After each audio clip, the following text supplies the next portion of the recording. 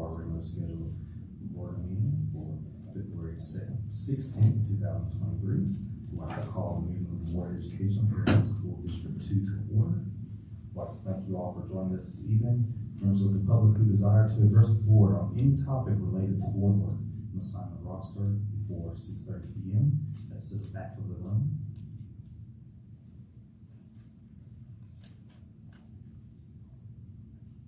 Ms. Armide, would you please do our roll call, please? Yes, sir. Mrs. English? She's not with us this evening. Ms. Frazier? Here. Mrs. Salazar? Here.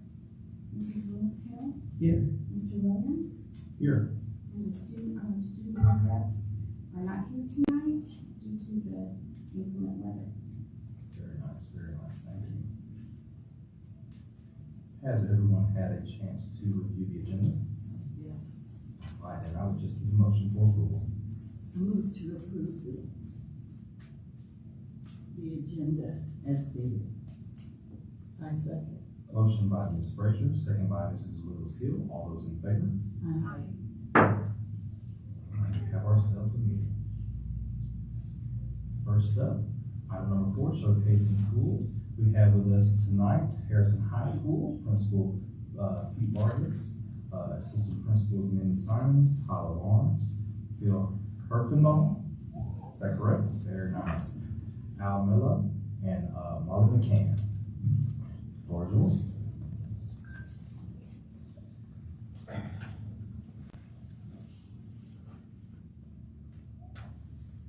Good evening. We're very excited to be here. And for Coach Mello, he has 2 things going on. He's at Palmer with our girls basketball team, and then he's going to go down to our state wrestling. We had 4 qualify for the state tournament, 2 boys and 2 girls, and we made school history today because we had our first girl win a state wrestling match. Very nice. So yeah, so we're very excited about that. So I can spend tomorrow watching wrestling. Just let us know. And as we get started, one thing you're going to find out is that we're a team, and we believe it. We believe the team, and we believe it as one. And as you can see, our group behind me, I'm very fortunate and blessed to serve as the principal at Harrison High School, and everything we do together. So I'm going to set that up with that, and our teammates are going to come up and introduce themselves and what they do, and we're going to paint this beautiful picture for you of Harrison High School, and at the end, I hope you can see it.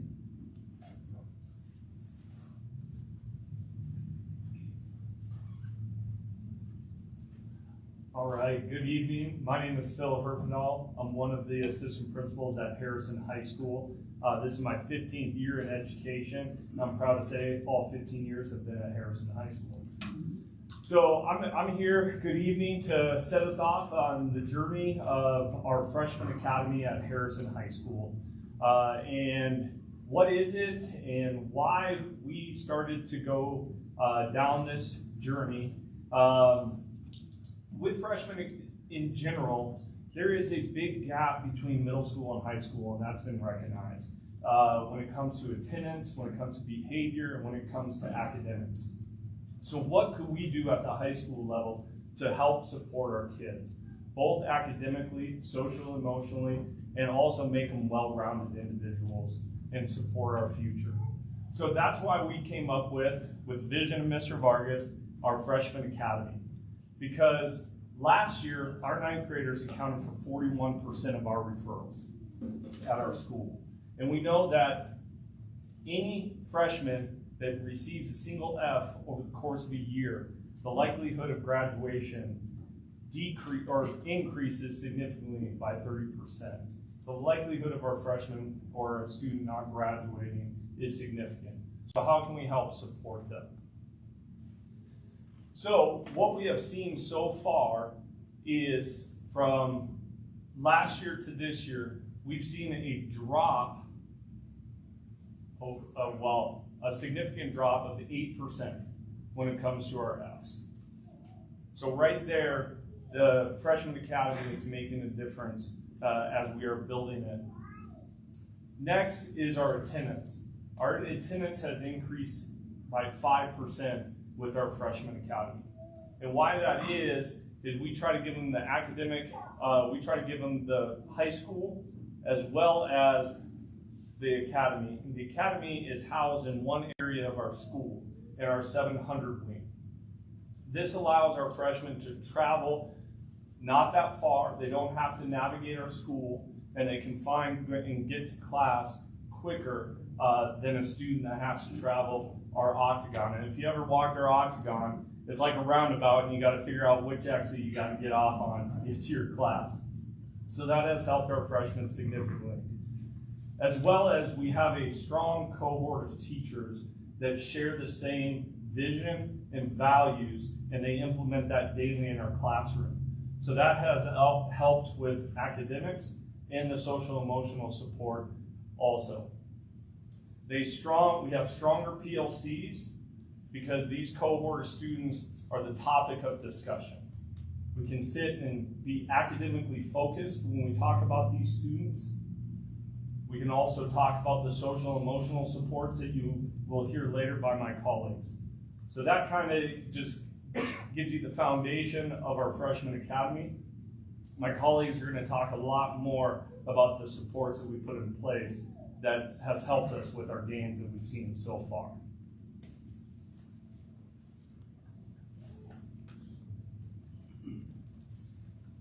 My name is Mindy Simons. I'm one of the assistant principals at Harrison. And AVID is a huge component of Freshman Academy. We have 2 sections. Next year, we're looking to grow that to 3 sections. We also have had our freshmen lead the way with AVID. So we have 27 students at the principal breakfast. You have to have all A's and B's. You can have 1 C, but that's it. And we have 27 freshmen represented in the principal breakfast, which was more than any other class. They also led the way with their notes and their planners, so much so that we go to our freshman academy when we have showcases. This year we've had 1 showcase where we had 5 schools from other districts around the state come and see our freshmen, as well as our other classes. And we have 1 high school coming back, Santa Creek High School is coming back in February to specifically look at some of the practices we have going on in our freshman academy because of that. The other piece, we won national demo last year. So we're one of 3 high schools in the state who have this award and this honor, which has also led us to other opportunities. So every year, AVID has to train their new AVID district directors. And this year, they're holding that training in Colorado Springs, and they've asked us if we'll be a showcase school specifically for the AVID tutorial for the AVID district director meeting, which is a huge honor. So they'll be back with our freshman academy watching our tutorials, which is the signature component of AVID, and they chose us. So that's cool. All right.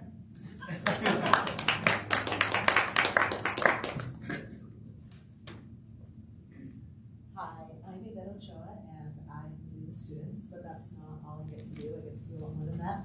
And part of that is our Capturing Kids' Hearts.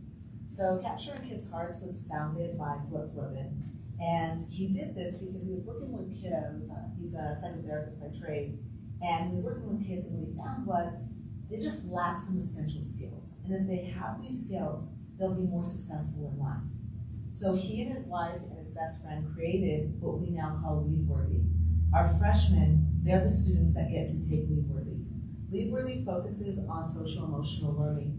And because it was founded in 1993, we have collected a lot of data over that time.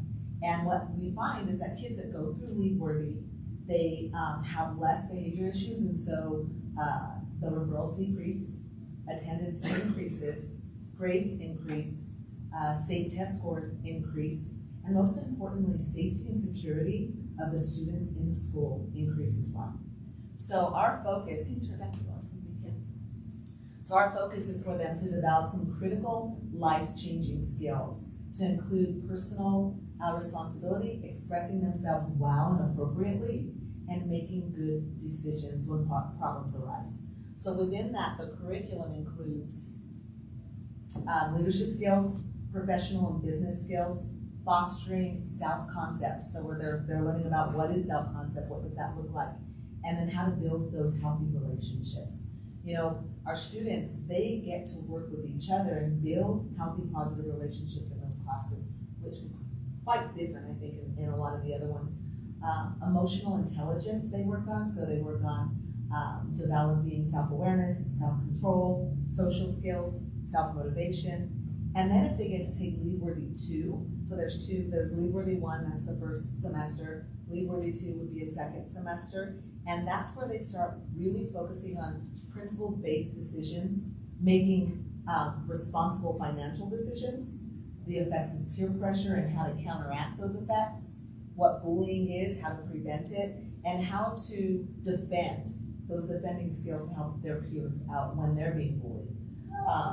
What I love the most is they also work on family. So principles of parenting, becoming a positive family member, becoming a positive member to society. They do some community service, and they even create their own vision board for the end of that. So it's just one of those classes that everybody wishes was offered in school, right? Oh, if I could just learn anything, this is what I want to learn. That's what they get to learn here. So not only will it make them successful in high school, but it'll also make them successful if they go, straight to the workforce or to trade or to college and for the rest of their lives. So that is Leadworthy, and we get to do that in Freshman Academy.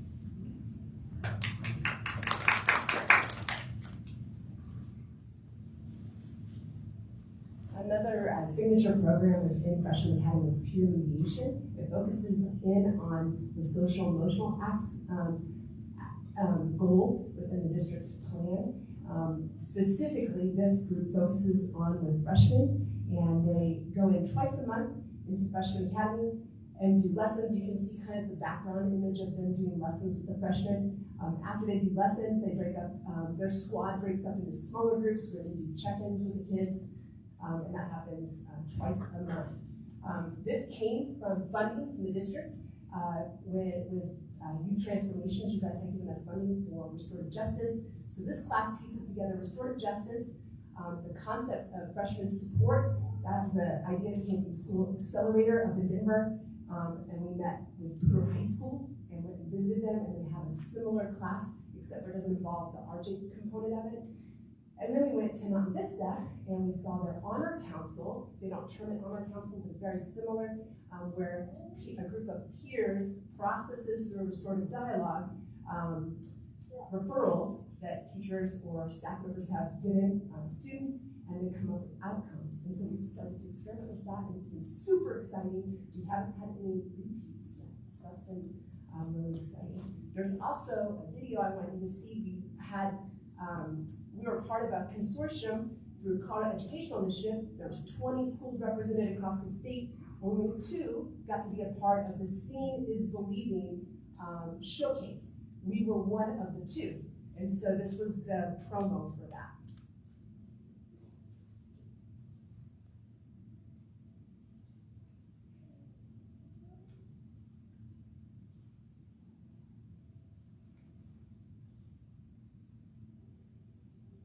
%, Latino, Latina, 20%, give or take, Black, 8% dual races, and then 8 to 10% white. The diversity brings in more perspectives that we can use to build a stronger community. We have a strong belief in developing leadership.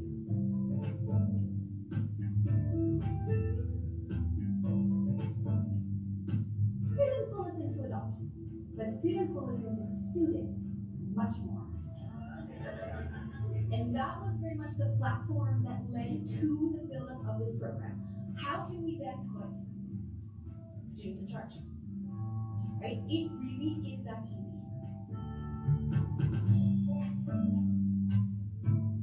Peer mediation is a combination of 3 ideas. How can we develop a program where students are leading students in this transitioning into high school, in conflict resolution, and in social emotional learning? Welcome very much to the Harrison High School site visit today. We are going to take you through a day in the year of being an ambassador. The Circle Project is another curriculum that we use here at Harrison that again is focusing on social emotional learning. We're gonna start off today just like we start basically every meeting with our freshmen with new groups of people, and that is intros. For freshman orientation, I train the students the day before orientation. We need to focus on freshmen because freshman Fs lead to more dropout rates at a senior level. Each student with a partner receives a group of freshmen that they take throughout the entire day. It is 99% student run. I put out fires all day. It's great. I mean, it's hectic, but it's great. With us being able to speak with freshmen and help them throughout their high school, building bonds with younger kids that we wish we would have had. So when it comes to restorative justice, what that actually means is a practice that focuses on repairing relationships to rebuild a community after the trust has been broken. It's the trust we're focusing on. How do we build trust? We build relationships. How do we build relationships? We make class bound. So students are now given the opportunity to participate in RJs before suspensions or expulsions. So many of our students and adults have lost the ability to talk through issues. So many of the issues that we have here at Harrison are issues that can be resolved with simple conversation. Ambassadors are trained to facilitate those conversations. And again, all RJs are 100% student-led. Ms. Almond will come to us and she will ask us if we are available for a pre-conference. And then so we will sit down with that student, we will have a pre-conference, and we just discuss what happened and get their point of view and make sure they're okay after they're for a formal conference. And get like the full backstory, get as much detail as we can leading up to the event that occurred. What were you thinking at the time that you said, the way the sponsor saw that? I was angry and I guess sad. If everybody is ready to conference, then we will sit them down in a formal restorative justice conference. We do our confidentiality agreements. We have another agreement where we say, is there like a conclusion that all of us can come to? And then everybody signs off on the contract at the end. And if anything comes back up, they can come to us. Simply if after one, possibly two, there's no more conflict with the person. Students, determine the criteria that makes up an ambassador. Quick little warm-up. Guys, why are you an ambassador? Why are you a good ambassador? They came up with a giant list on the board. From there, they wrote the application. I feel like the student-student relationships are very, very different from how I started off freshman year. It was very much, okay, the Hispanics with the Hispanics, the blacks with the blacks, the smart kids with the smart kids. It was very closed off. Whereas now as a senior, I see very like an athletic person with the nerdy kid, quote unquote, the nerdy kid, or the Hispanics talking to the white kids, you know? There isn't any like difference between it. We have students from every demographic, every grade, all right? Every type of grade, every GPA. Because we want every single freshman who comes into this school, every single student who sits together and has these RJ experiences to feel like they are talking to themselves, they are talking to their peers.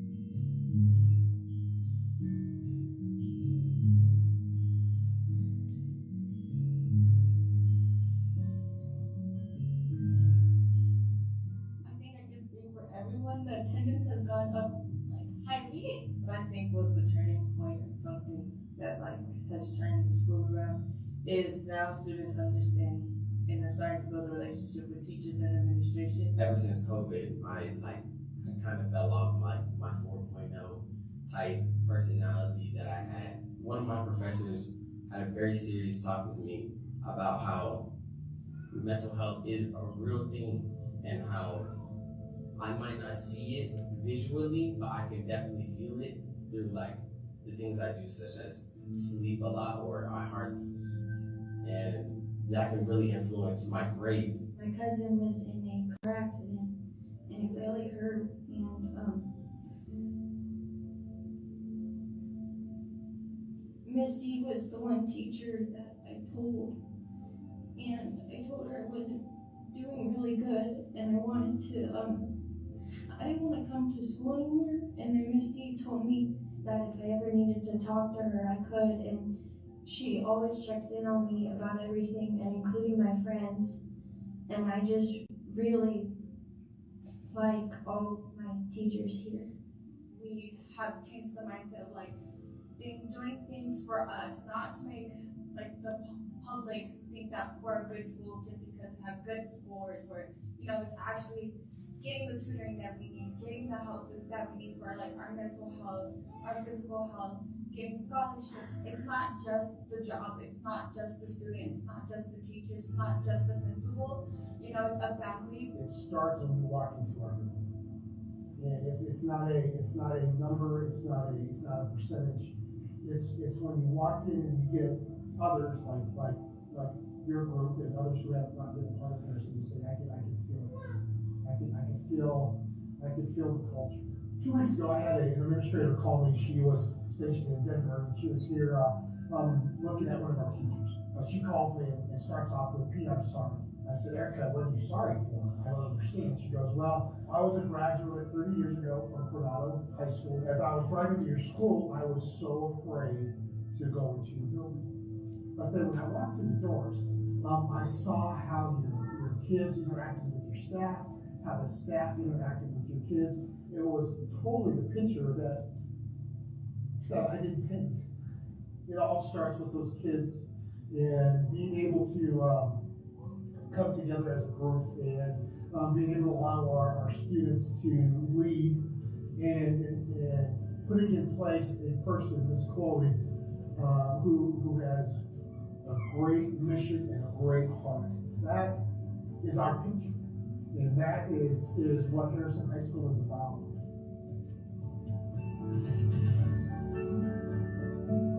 Probably the coolest part about all of this is that she started off with 60 applicants last year, and she's grown up to 120 this year. You don't know that part.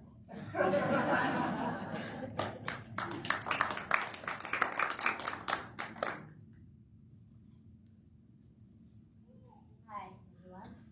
My name is Miranda Shaling. I am the NYP coordinator at Harrison, and what that means is that I'm in charge of the 9th and 10th grade aspect of our International Baccalaureate group. So in most schools, we think of International Baccalaureate kind of like AP, where it's like, I'm gonna go take this test and I'm gonna get college credit and yay for me. But what most schools don't have is like the bottom level, like the building level in the 9th and 10th grade to like give them those skills to be able to handle like the rigorous coursework that they're gonna need for the diploma program. So that's one thing that I think we're really fortunate about at Harrison, is having this like foundation in the NYP and in the Freshman Academy to make sure that our kids are successful at their collegiate level classes. And something else kind of like what Mindy was talking about is Avid is everywhere in our school. And so since Avid and IB and Capturing Kids' Hearts are kind of our big pillars, they're all together in the NYP and in the Freshman Academy. And what was really cool this past summer is me and Pete and Molly went to San Diego to present at the IB Global Conference about the marriage of the IB and the Avid program in our school. Because that's another thing, in most schools they are competing programs, and at our school they are married programs. And so it's really awesome. I am really honored to be part of this job. I taught for 9 years and I taught Avid for 5 of those. So I feel like that really kind of helped us bring it all together.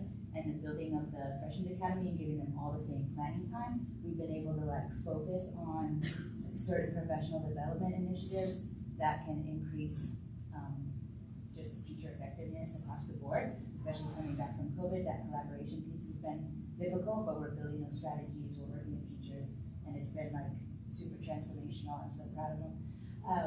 And so then at the end, so since NYP, the middle years program, it starts in 6th grade technically, but at our school we just have 9th and 10th grade. At the end of their 10th grade year, they do something called the personal project, which is like a passion project. They can do literally anything. They do a lot of like cooking and building things and researching things and interviewing people, basically learning about something or building another skill. And they're paired with another teacher as a mentor, and then they work on it in their English and Avid classes. And the expo is actually on March 1st. If you'd like to come, we will be there ready to rock and roll, where you can see all of their presentations. So that's going to be a really exciting day, and you guys are welcome to come and check it out. Thank you. Hi, good evening, everyone. My name is Katia Molina. I'm the IB Diploma Program Coordinator, which is the program that follows NYP at the 11th and 12th grade level. And I'm also spearheading the career-related program, which is what follows after the diploma program. So it is IB kind of continuum, and it is the final program that they offer at the international baccalaureate level. Going off of a little bit what Miranda said, by us having NYP as a foundation, what we've seen in our numbers offering diploma is that they have doubled. So what we're seeing is that our students are feeling more confident about taking on the diploma courses. And we've also opened those up as certificates. So students don't necessarily only have to take diploma courses if they are only going for the diploma, which is a load of 6 DP courses, and a diploma core, which includes TOK, creativity, activity, and service, as well as the extended essay. So by doing that, we've seen that our numbers have actually tripled in candidate courses. So the number of students that we have registered to take exams for college credit is triple the number it was last year for this year's May exams, which is really big because it's saying that our students are feeling confident enough to go take that. And we are also providing the opportunity and the access for our students to tap into that. And by doing that, we are also one of 31 schools in the state of Colorado to offer both programs, MYP and DP. And if we are authorized for the career-related program, we'd be 1 in 5 schools in the state of Colorado to have all 3 programs in a high school, in a state school that's public and that students can access. So that is huge. And we are super close. Our feedback, we are already doing this in our school by having CTE and by having diploma courses in place. So that's really exciting.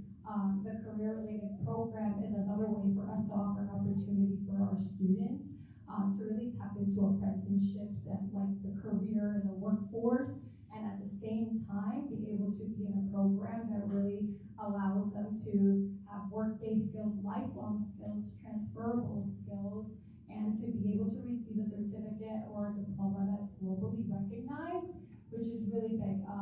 IB also offers about 50 scholarships that are only available to students that are diploma students.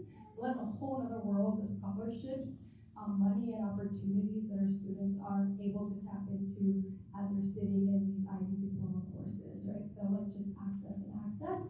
And what we're looking to have is our career-related program with pathways like business management, JROTC, engineering, digital media and communications, which are things that we are already doing at Harrison High School. It's just solidifying it and having that opportunity for our students.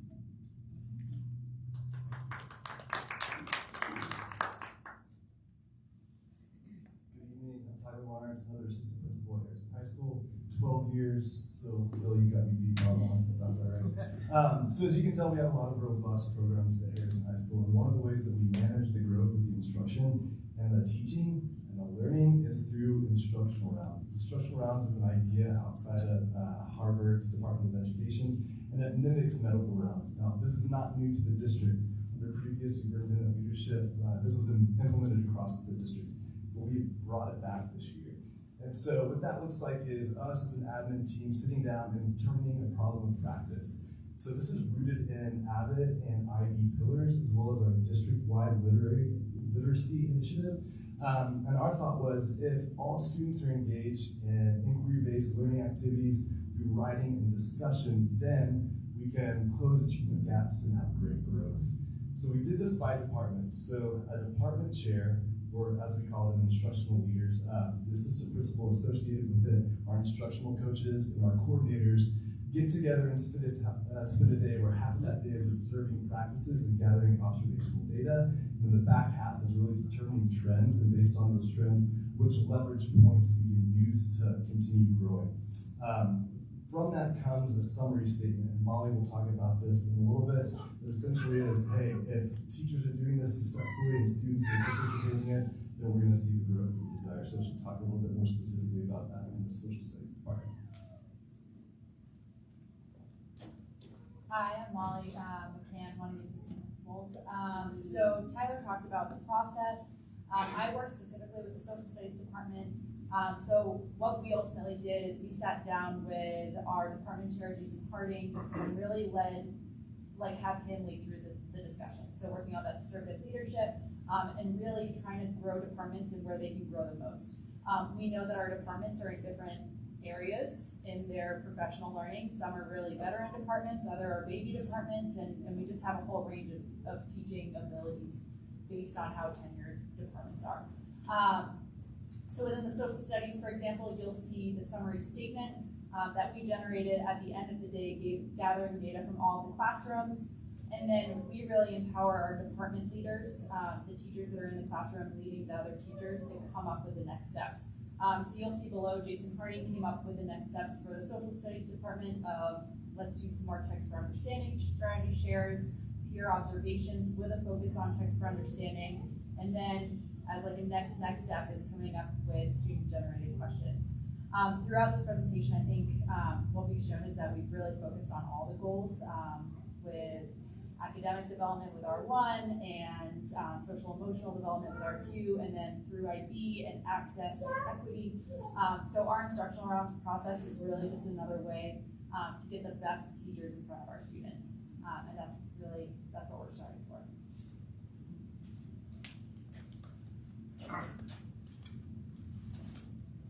Well, the first picture I hope we painted was to showcase our talented administrators and our leadership in the building. We have a lot of things going on at Harrison High School, and if I didn't have this group here, there's no way that we'd be able to have this out there for our kids. So I am very, very proud to be a part of that and be the principal. When I reflected back in 2020, we did our this for the board. And I can remember talking about the future. Well, here we are 3 years later. 3 years ago, we talked about a CP program. That's going to be implemented in May. 3 years ago, we talked about being an avid demonstration school. We did that last May. And we talked about having more access to IB courses for our students and turning it into a certificate program versus a diploma program. Well, as you heard, we did that too. So what I'm saying now, and letting them know, we're back in 2026, what we're going to see is number one is the Career Now program, which I'm very excited about. Rachel sit back there, I know she's leading that, but the Career Now program, our kids having the opportunity to leave high school with the ability to be work ready. And I know that we're not all college bound, and even though that I want to, but we're not, that's okay. But what I do know is that every student has the ability to be career ready. So our kids will walk out of our building and have the opportunity to be marketable and to be career ready and have the opportunity to raise a family right when they walk out of the building. That's what we're going to be talking about the future of the next 3 years. We're also going to be talking about, you heard a lot about the Freshman Academy. We've only spent 18 weeks developing this program. And when communicating this with principals around America, they said, wow, this is what you're really doing. And so the future is really, we'll be working with a national dropout team that's stationed in Chicago, and their sole purpose is to work with ninth grade strategies and processes. So we're going to be partnering up with our ninth grade freshman dropout prevention team in Chicago. Next year, we're going to start a three-year relationship with them, and we're really hoping that connection works and it takes us to the next level. We also want to turn our Freshman Academy into a school within a school. So we are operating right now, and it would be, when you walk in there and you look at it, we have our ninth graders on this side, we have our 10th and 11th on this side, we have our 10th and 11th and 12th graders working on a bell system, our ninth graders are working on just teachers sending them to class, we have a different lunch going on at different times, and you just sit there and say, wow. So the next 3 years, we want to be able to create a schedule for our ninth graders. Everything that we've researched tells us that 18 weeks is too long to hold a grade. And so if we could turn this into 6-week implements and being able to access and work with our kids in 6 weeks versus an 18-week, we think that we're going to see our F rate lower from where it's at even right now. So when we come back in 2026, we're going to be painting that picture for you, because I know that we're going to be successful because of these people. So thank you, and we appreciate it. And there's no place I'd rather be.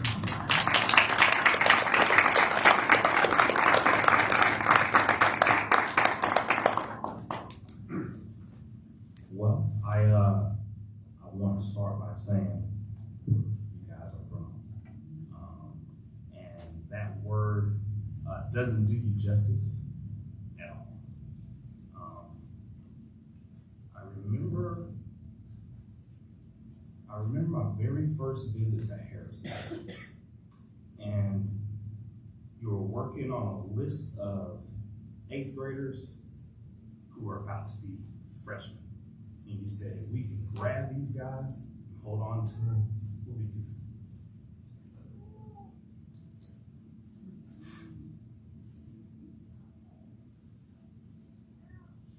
And you're doing it. I said I was going to work on that. I was doing good. I was working on it. I was doing good. But also remember that every time I visited Harrison, and you did your morning announcements, and you end it with, if no one's told you today, I love you. That's the family right there, that's the love. Your team is phenomenal. I love the work that you guys are doing. I love to brag about you, because that's what it's all about. Grabbing those kids, holding on to them, letting them know you love them, and letting them know that with that support system, they can do anything. I appreciate you. I love you. So that's all I have to say. I agree. It is so evident that when you have leadership and a staff who are genuinely passionate about student success, and it's demonstrated, it's obvious, you can see it, there's no excuse for anyone walking out that door. They want to be there. They want to participate, and I felt that. You all are just great. Great. Thank you. To caveat off of all of those amazing things, my tears are done now. I'm good. I'm good. We're good. We're moving. Mr. Vargas, I am excited to let you know that the Colorado Athletic Directors Association has awarded you the Outstanding School Administrator of the Year.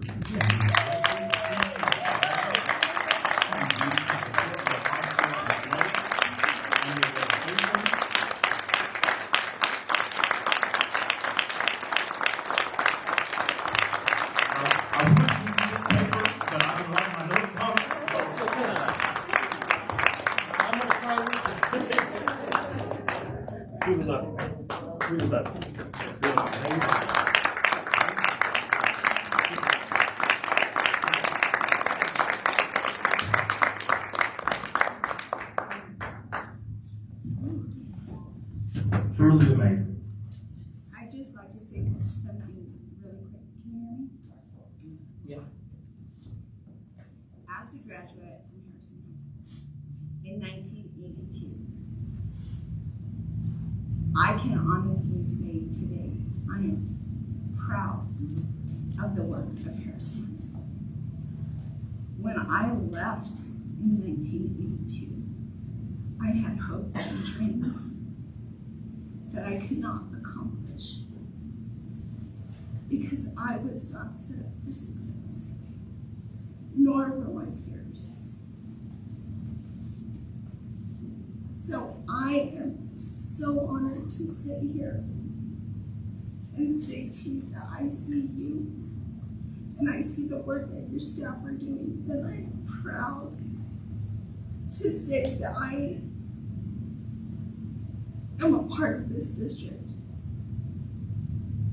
Back then, I was not proud to be a graduate of Harrison High School. And today, I look forward to sending the students to Harrison High School. Even my own grandson. So get ready to see.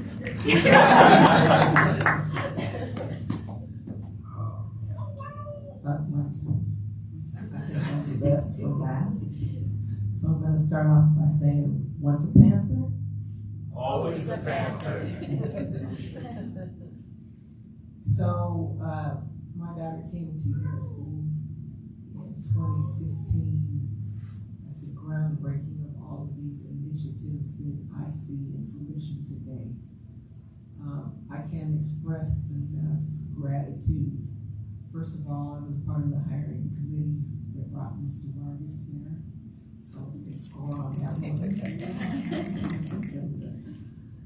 It was the staff that helped me to be so engaged in my daughter's academic tenure while she was there. I'm so happy to see all of these faces who are still here today, just smiling back at me. I'm so happy to see all the programs that have been implemented, and not just implemented, but fully executed. So back then, I could only imagine what the future was going to be. My daughter had one of the very first IB projects back in the day. And it was just such an incredible experience and opportunity for her. And so I'm seeing where you all are today, and I'm just very blown away. So the culture of the Panther is, we don't give hand claps, we do this. So I'm giving it back to you today. That's my love and appreciation.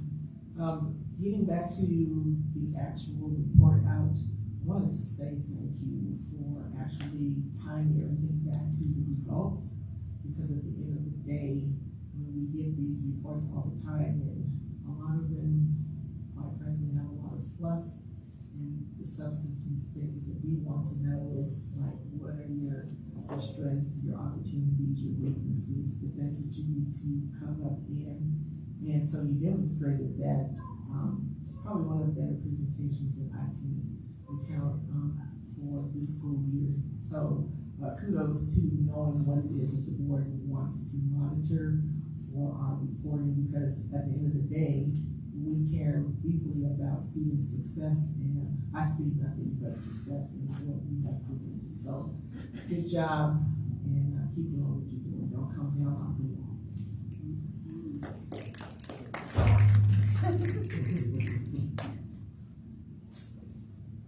I do have something else that I want to add. So, yeah, I was a bit on film just a minute ago, but I do want to say and recognize your efforts to meet students where they're at.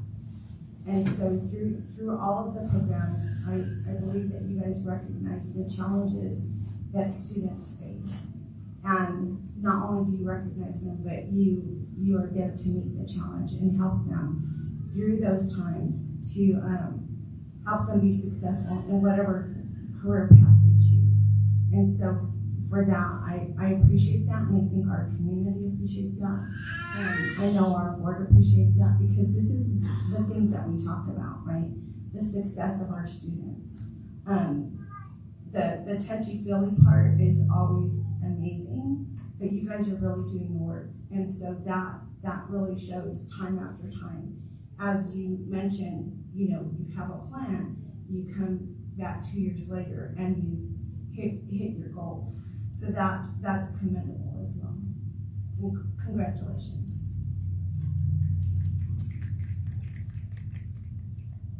It's not loud enough.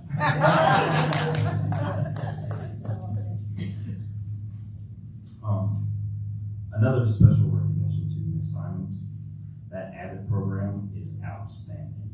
I have seen it on the bottom side, from the middle school level to where you guys handshake up top at the high school level. That program is phenomenal. And that's like Allie Duran, Bridger Sleep, Yes. and that longevity You guys are staff over amazing. time, right? Amazing. Congratulations on your awards for that. Congratulations. Amazing. And give our best to Bree. Yes. Yes, Ms. Bree, She's a superstar. she graduated last year. It's good to bring her back home.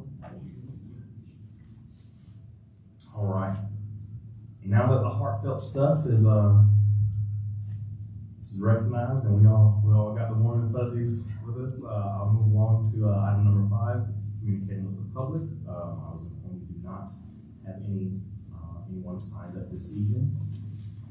We will move right along to item number 6, communicating with the board. You all be safe when you're traveling this evening. Thank you. Thank you so much.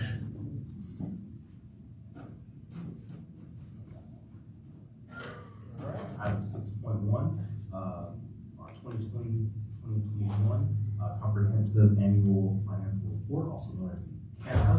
How are you this evening? It's good to see you. I'm well. Tom Sister with Holtby and Company. We've been doing your audit for a number of years Yes, now. sir. Yes, sir. Yes. And thank you for having me out to talk about the audits tonight. We were on site for about 3 days in the summer, reviewing and testing internal controls as part of our interim procedures. And then we designed our audit plan based on the results of those tests, with the field work performed over about a week in September. Completion of the audit, as I think you figured out, has been delayed, similar to last year, and really some of the similar issues as last year. Completing charter school reconciliations, capital asset schedules, and grants not being completed for the field work. And I know that's something that Shelley has kept you apprised of. You know, I think in talking to staff too, that a lot of that is tied down to having sufficient staff on board in the finance department to get those done. I remember Danielle, who has since moved on, but when she first started doing grants, I think 4 or 5 years ago, man, it was Johnny on the spot, and then she's got now all these different jobs, or at least until she left. Right. So just some of those challenges there. That said, and I will say too, if those 3 kind of key areas are done for the field work, and basically the staff does the same thing they've done in past years, we'll be presenting to you in November.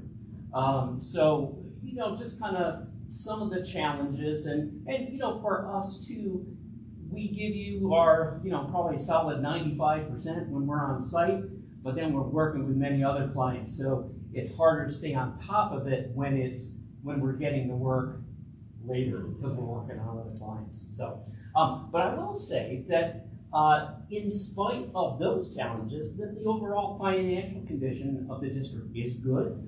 The financial statement draft that you see there is 99% complete. We're just waiting for a few things that the district does once they have our information to get in there. So we expect to be issuing an unmodified or clean opinion again this year.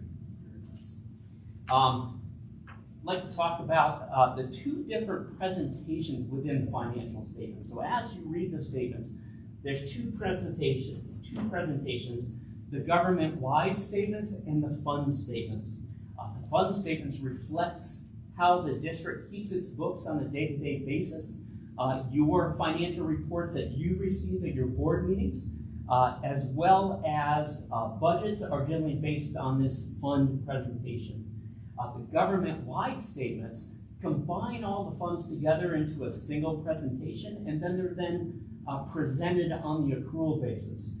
So the government-wide statements include capital assets, debt, and other long-term liabilities that are not included within the fund financial statements. So the first statement I want to talk about is a governmental fund statement. It's the statement of net position. Essentially, it's a balance sheet for the entire district. And you'll see some of these distinctions as I go down. But overall, cash and investments compared to last year up about 60%.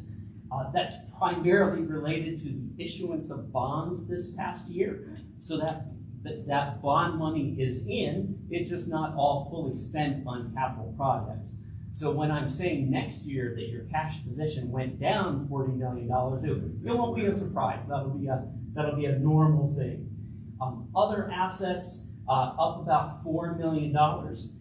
primarily related to grants receivable. So we've seen that get larger. It's on the charter school side and on the district side, as there's some delay in submitting, but also delay in approvals as well. That does not come quickly a lot of times, particularly with some of the new grant money, the ESSER money. The state has really drilled down tight in those approval processes. And, well, Shelley could tell you a few things about some of those approvals. And it's just a challenge at times to get that money in as quickly as you'd like to. Liabilities up about $36 million compared to last year. There was a $92 million increase in bonds and bond premiums, as we touched on. And also there was a $57 million decrease in the net pension and net OPEB liabilities. So that's the district's proportionate share of PARA's unfunded liabilities. And I've talked about this in past years. It's not something you have any control over. You don't get to pay it off. Well, I mean, you will over time. But it's calculated as part of the PARA audit, and then you're allocated your proportion of that. The state has started paying in about $225 million a year into PARA. That was paused last year, so we saw it tick up, but this past year, they started back up again after COVID, so we saw that decrease.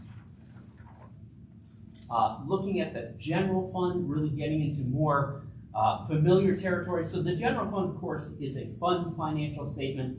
It's the main operating account of the district. And in this section, I'm really looking at a ratio of unfunded fund balance plus operating reserves compared to expenditures for the year. And we see that the district sits at a good, healthy ratio to cover about 92 days worth of expenditures based on those fund balance numbers compared to 105 last year. So really pretty similar. And really indicating to me being in a healthy financial position. Long-term debt, long-term debt here. Again, general obligation bonds, $91 million of bonds issued this past year. Otherwise, debt was paid according to debt service schedules. Also in the fund area, this next schedule in my summary is looking at all the district's funds. The general fund balance for the year down about $909,000. Revenue was up about $3.4 million, primarily related to increases in state funding and increases in local revenues, and then expenditures were up about $9 million compared to last year as that funding was spent down. Food service fund balance up about $1.7 million. We've seen that in a lot of our districts where that fund balance is going up because the districts are getting more federal monies coming in, particularly since COVID. So hopefully that keeps up. We'll see, because usually it's increasing based on additional funding versus better food choices or enough to make a difference in. Well, with the price of eggs going up. That's right. That may change right here. I heard somebody said that you know, I went to a grocery store. It cost me an arm and an egg. Debt service fund balance down about $2.5 million. That's where the new bonds were issued, and some of the existing cash was utilized for that debt issuance. Finally, the building fund balance was up about $57 million with that new bond money coming in. Internal controls, that's a big part of our audit, looking at those. We will have a board letter out to you once the audit is officially done. In that part of it, we're really just talking about how the audit went. The only thing we really mentioned in there that would be of note is just that the audit's delayed, but that's not a surprise at this point. And then within the federal award section, we do talk about some findings related, as I talked before, about year-end closing procedures and maintaining the capital asset ledger. I didn't hit on that. I talked about capital assets a little bit. That's one thing that up until about 3 years ago, you had somebody specifically assigned to that, and you don't have that person that has since retired doing that anymore. So something the district might consider. The last section then is the federal award section. And we, as part of our audit, we have a specific focus on federal grants, and that rotates each year. This year is looking at child nutrition, Title II, and ESSER grants. And I'm happy to report that we had no findings there. So the critical stuff that's happening on the program side to make sure that you're in compliance with funding requirements is getting done. And last, I just want to recognize the finance staff here. Working on the audit through February is very hard. Lori in particular has had to pick up a lot of pieces with Danielle leaving, and she's doing yeoman's work making sure this gets done. Thank you. Very nice, thank you. Yeah, we did have a conversation last year, and then bringing in those charter schools, sometimes they behave a little bit differently in their finance departments, and we have a small finance team here, and they're tight knit, and I know their work.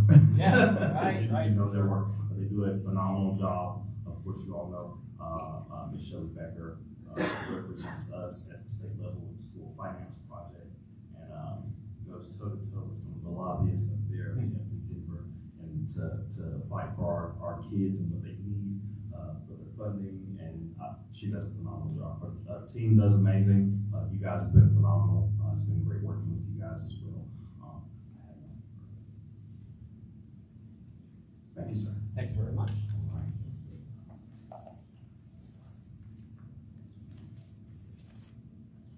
All right. We'll move right along to item number 7, the superintendent's report. Item 7.1, we have an update from our insurance committee. Good morning, Mr. President, members of the board. Anthony, can I get the clicker, please? I'd like to introduce Cheryl Harding as well. Her and I are going to be presenting this update to you all. Cheryl, so if you want to come up to the microphone, that'd be great. Yes, for Moody Insurance. All right. So we actually presented to CDMT yesterday and kind of gave them the very same overview that you're going to receive regarding the insurance updates.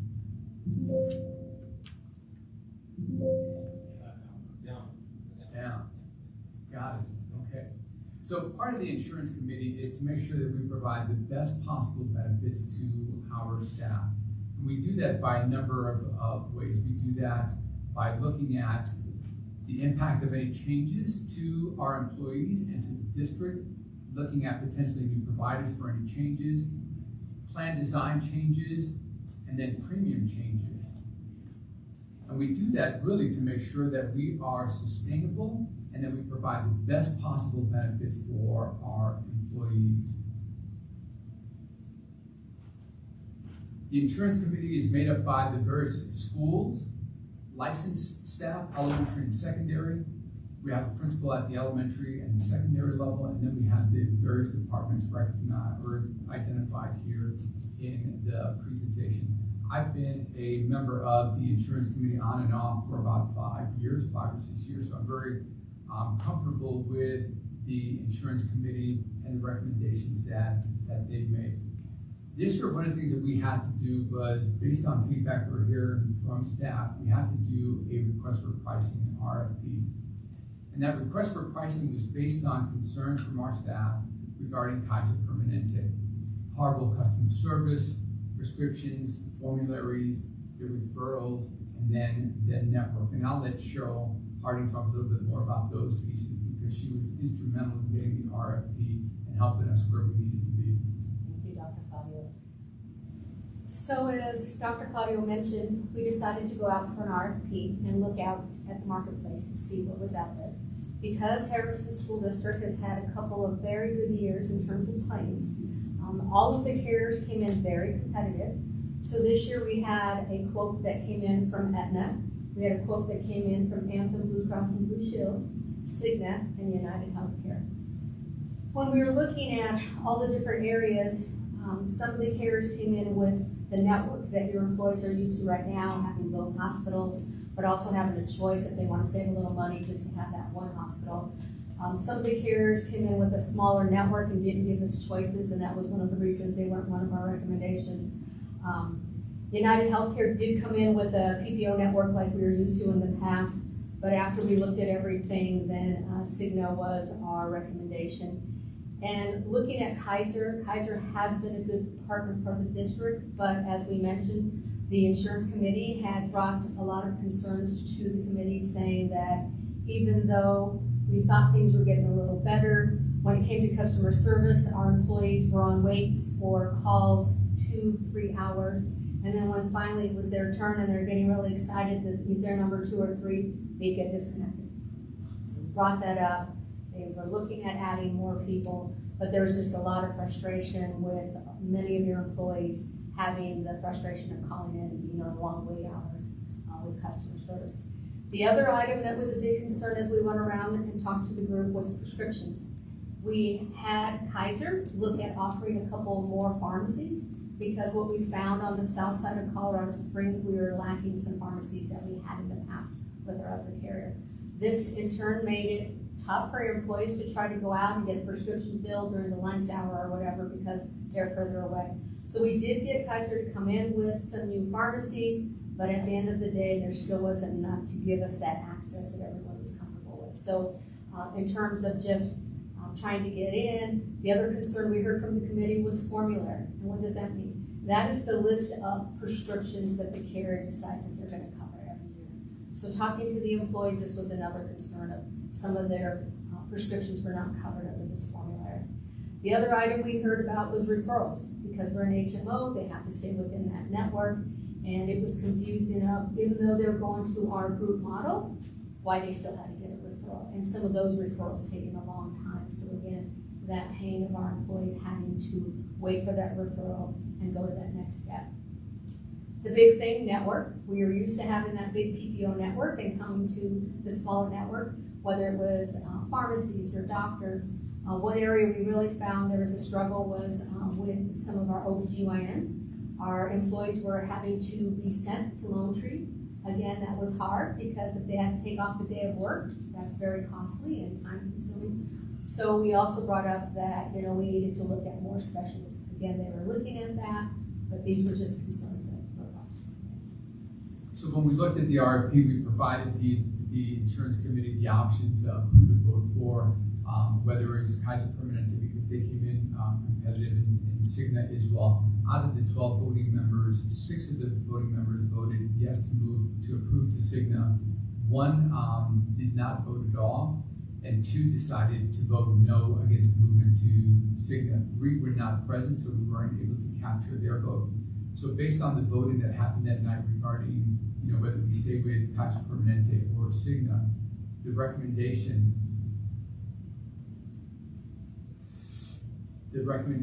from the insurance committee was to move with Cigna for the 23 fiscal year. One of the benefits of moving with Cigna is that there is no increase to premiums. In fact, depending on the plan that they choose, they might see a 10% decrease in their premiums. It is a much larger network for our staff, and they're used to Cigna already. Cheryl was able to include chiropractic care with Cigna. Another benefit was having in-house EAP. Currently, Kaiser Permanente, we have to farm out our EAP program through Beacon Health. Cheryl had to speak to, in the RFP process, Cheryl had to speak to Kaiser Permanente to see if they would extend our contract if we were to go through them with Beacon Health. They did, but it's neat to have the in-house EAP. And again, we're returning to Cigna. We had Cigna before, and that was when we were partially funded. When we went to being fully funded, we could no longer afford the rates. And what I'm hearing and speaking with staff about this, and I'll share with you, Principal Tunson is relieved that we're moving back to Cigna. When we presented to CDMT yesterday, We had one of the teachers say that she is relieved to go back to Cigna because she had such a very positive experience with Cigna as well. Cheryl, did you want to add anything? I think the only thing I'd like to add is that, as Dr. Claudio mentioned, there is a decrease for employees based on what plan they pick. What's very unique about the proposal with Cigna is that we have the 3 plans we had before, and employees can keep those same deductibles, but they also gave us the option, like our Kaiser plan right now, where we have the Select Network, which was UC Health. So a smaller network, it saved employees a little bit of money if they stayed within that network. So what Cigna came back with and offered us 6 plans that employees have the choice of the same deductibles. Cigna tried to match the plans as close as possible. We always remind everyone that's as close as possible. It can't be exactly because they're different companies, but they try to match them. But the big choice was that your employees have the choice of having that high deductible, but with the bigger network, or keep the smaller network. So it gives each individual employee the choice of their plans and also networks to have help with their bottom line. Like I said, we mentioned just, the larger network, especially we were hearing there was concerns with kids out of the area and college, chiropractic, the employees of Harrison have been wanting that for a long time, so that was a benefit we look at. EAP was something that we offered, and we wanted to make sure that that was something we could have in-house for all employees, not just the employees taking their health plan, but other employees who did not have benefits, but we wanted to make sure they received the care they needed through that EAP.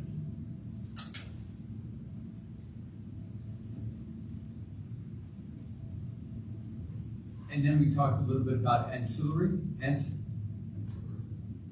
Right. Okay, just making sure. That messes with you. So, Cheryl, you want to talk about what the insurance committee decided to stay with? So we decided that for this year, the recommendation was to stay with Delta Dental. And the reason that we wanted to stay with Delta Dental is that Harrison School District has a very unique dental plan.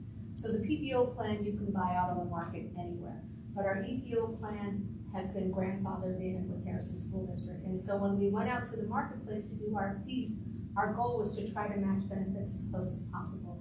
And they could not match that EPO benefit. The other thing is that if Harrison was to leave Delta Dental plan tomorrow and want to come back to that same plan, it is not offered to any company anymore. It's offered to us because we're grandfathered in, which gives your employees less out-of-pocket costs. So because of that, and not being able to find any other unique products like that, it was the recommendation to stay with Delta Dental. They've been a great partner. There was no increase to the plan, but they threw in something new.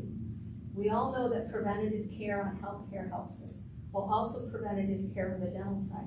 So to get our children involved in being good consumers on their dental care, they wanted to add in Right Start for Kids, which basically means that if your children go in to receive dental care, there will be no deductibles or co-insurance up to the age of 13. So we can get them in, start having them take care of their teeth and get that great dental care preventatively, just like we do on the medical side. So that will be included into the plan. Same with vision plan services. There were no increases when we looked at some of the other carriers and we were comparing the providers. VSP still came in very competitive. So again, was the recommendation to renew.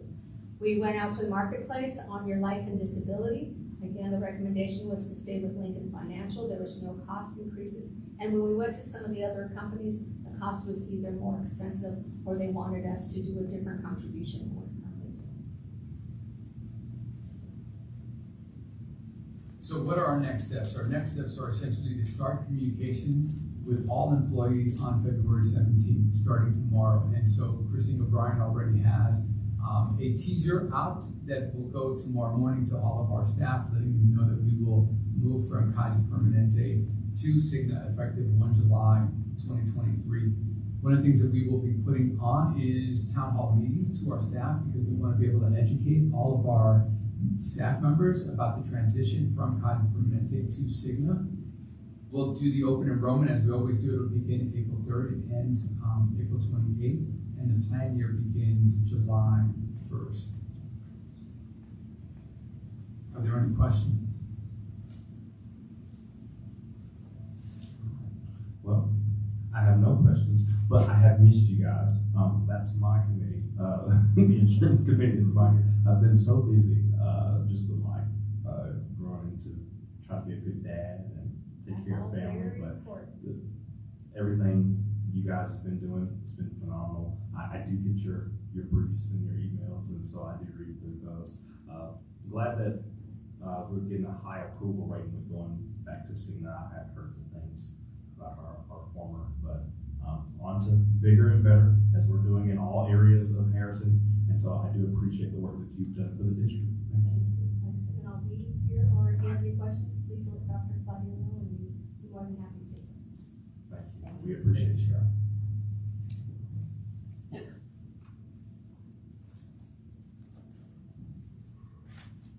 All right, we will move right along to item number 8, superintendent consent agenda. Just to let the public know, these items have already been discussed at our work sessions, and this is us approving those agenda items. Item 8.1, February 2023 personnel report and comparison report.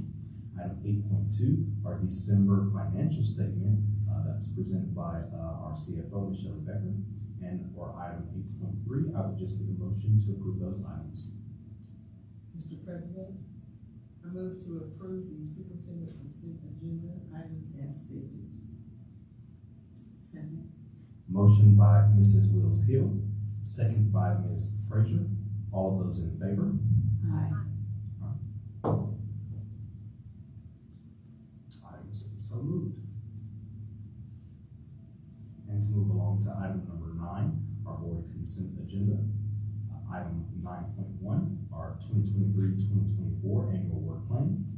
Item 9.2, our 2023-2024 board meeting calendar. Item 9.3, approval of minutes of work session January 5th, 2023, and board meeting minutes January 19th, 2023.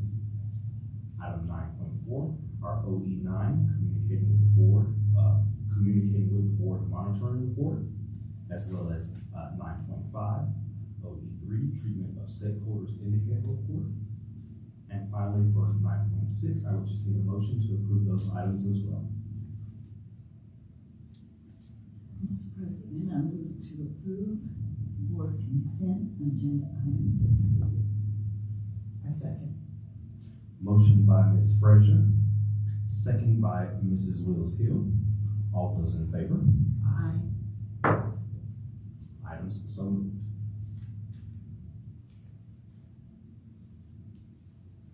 All right, and for our closing, item number 10, to adjourn, I would just need a motion.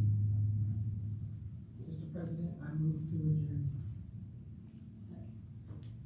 Motion by Mrs. Wills Hill, second by Mrs. Frazier. All those in favor? Aye. Meeting adjourned. Everyone drive safe this evening. Try to stay warm. Hopefully we don't get any more blizzard type weather and avoid the slush.